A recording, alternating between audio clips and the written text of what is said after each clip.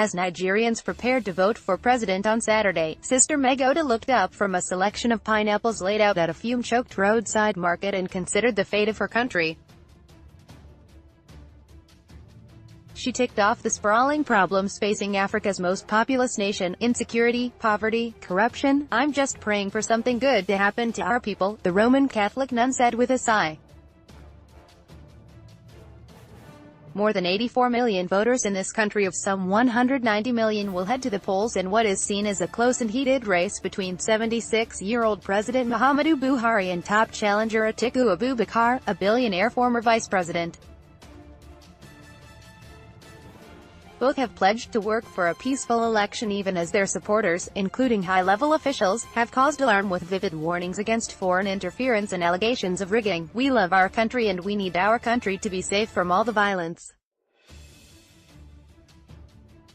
and all the nonsense that takes place during election time," worshipper Amin Mohammed Khalif said as he emerged Friday from prayers in Kano, Nigeria's second-largest city in a nation largely evenly split between Muslims and Christians.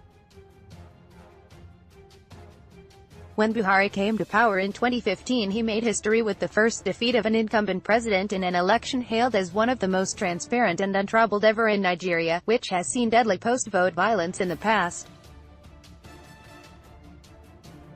Now Buhari could become the second incumbent to be unseated. His term has been marked by a crash in global oil prices that spun Nigeria's heavily crude-dependent economy into a rare recession, from which it only emerged in 2017. Unemployment shot up. The country passed India as the nation with the most people living in extreme poverty. More than 13 million children are said to be out of school. Insecurity on multiple fronts has seen little improvement, worrying neighbors of the West African regional powerhouse and beyond. While the military pushed Boko Haram extremists out of many communities in the country's northeast, claims of the group being crushed have withered in the face of continuing violence.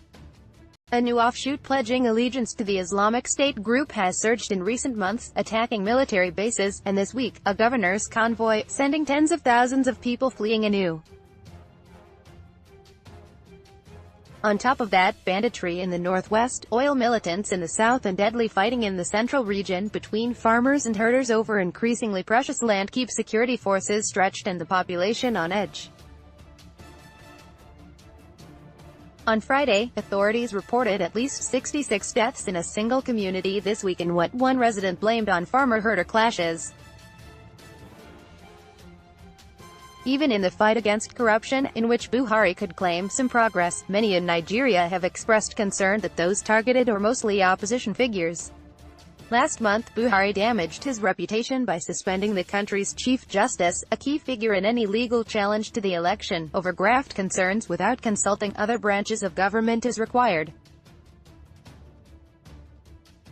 Meanwhile, many Nigerians worry about Buhari himself after he spent more than 150 days outside the country for still unspecified medical treatment.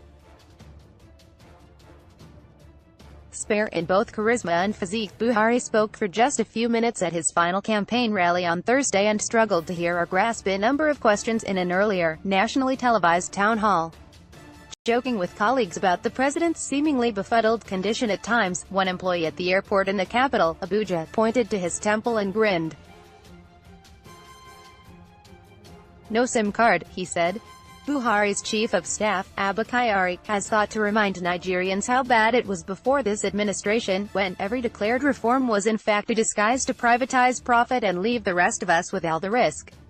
"The president is delivering on basic needs first," Kyari wrote in the Nation newspaper on Thursday. "We, at least, mean what we say." Borrowing a page from President Donald Trump's playbook, top challenger Abubakar has campaigned on the theme of "Let's make Nigeria work again," while vowing to apply his business acumen to privatize Nigeria's all-important state oil company and lift 50 million people out of poverty by 2025. "I have faith in the capacity of Nigeria to make a quantum leap from third world to first, like that of Singapore or Malaysia," he tweeted last month. Despite such proclamations, Abubakar has never managed to shake years of corruption allegations. And, as Buhari grumbled in his final pre-election address to the nation on Thursday, one cannot simply proclaim jobs into existence. In the end, Saturday's vote could come down to the sorry state of Africa's largest economy and people's empty pockets and stomachs. In Abuja, 56-year-old Bako Sharibu was wrist-deep in a dumpster as he fished out pieces of plastic for recycling.